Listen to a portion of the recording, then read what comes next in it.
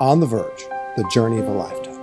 Who would have ever believed when we set out on this journey all the amazing things we would see and the things that God would bring our way and the incredible discoveries that we would make? Oh, wait. What? At this pace, it's going to take us all day to tell this story. Can't we pick it up a little bit? I guess. This journey of a lifetime covered more than 23,000 miles, included 14 national parks and recreation areas, and visited 19 states.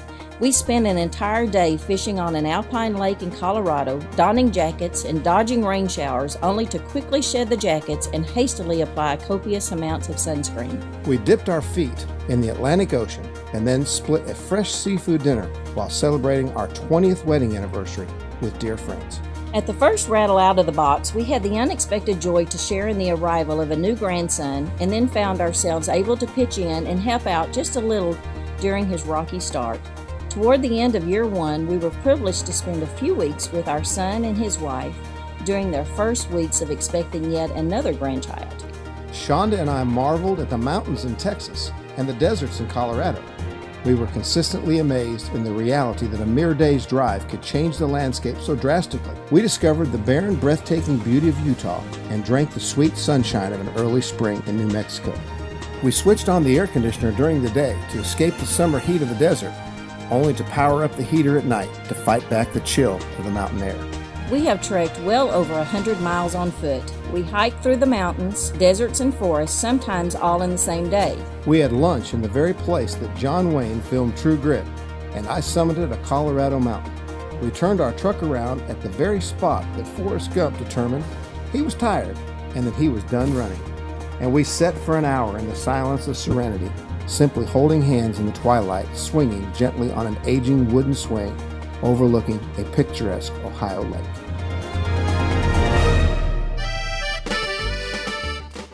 We have also had a few surprising moments seeing some of the signs along the journey. Here's an example. Leaving Zion National Park in southern Utah, one of the most beautiful places in the entirety of the United States. Here's an option in case you forgot to pick up any souvenirs. How about this one in a restroom in Colorado? Or this one in a vaulted toilet facility in Arches National Park. Now, I get how this one plays in this tiny town of Hope, New Mexico, but this one in East Texas, not so much. Now, lest you think it was all just fun and games, please consider this as well. While enjoying every moment of the journey, well, most every moment of the journey, I have written nearly 200 pages of manuscript on 2 books. Now, so you don't miss the time investment represented here, understand that I am not a natural writer. Every page written could actually be counted as at least 2, when you include all the rewrites, spell checks, and the discovery of all the missing words I thought I said in the first place. With tears streaming down my cheeks, I have written in the darkness, when all I could see, and touch for that matter, were 4 RV walls and a lighted keyboard. Yet I have also memorialized my thoughts with the presence of God manifested around me in such a way that He seemed nearly tangible, sometimes surrounded by some of the most breathtaking beauty this country has to offer. I'm writing the first part of this script as the fresh light of the morning sun awakens Monument Valley. I've also developed 3 versions of an entirely new 60-minute service, including the creation of tracks and videos and the arranging of songs. On the road, I have produced a weekly radio program while training and consulting on another one in a different state. I've assisted with branding music for a fledgling Spanish service, at least that's what I think I did, and I had the privilege to get down in the trenches with a small church and help them develop their first ever worship team and help them launch their first effort in video projection.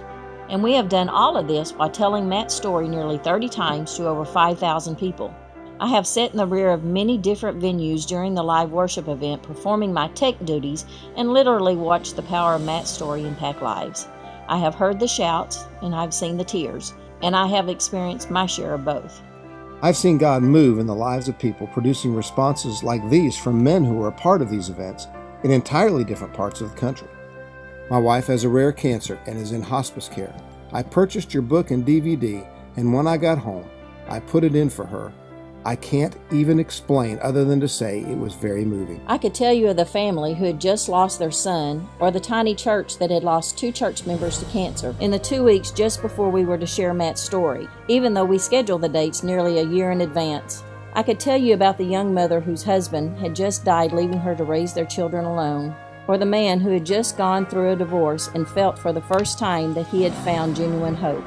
I could tell you about the older couple that had carried their bitterness for years and then walked headlong unexpectedly into Matt's story. I could tell you of the prodigal pastor's son who made his journey home to his earthly father with tears of repentance in full public view while the entire church rejoiced around them. I could tell you of a time of invitation that lasted nearly as long as the service and how people met Christ right there for the first time. These were real people with real pain living in a real world.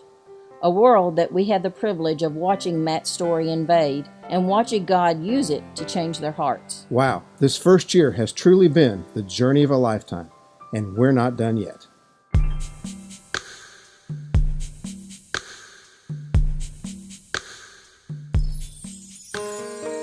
While this is not the end of this journey of a lifetime, it's certainly not the beginning either. And for that, if for nothing else, we are grateful. Grateful for the journey and grateful for your prayers. Neither of us know what year 2 holds, but I can tell you this, I'm facing it with the excitement of a small boy on Christmas morning. With that in mind, this is likely not the beginning of the end. But it is definitely the end of the beginning.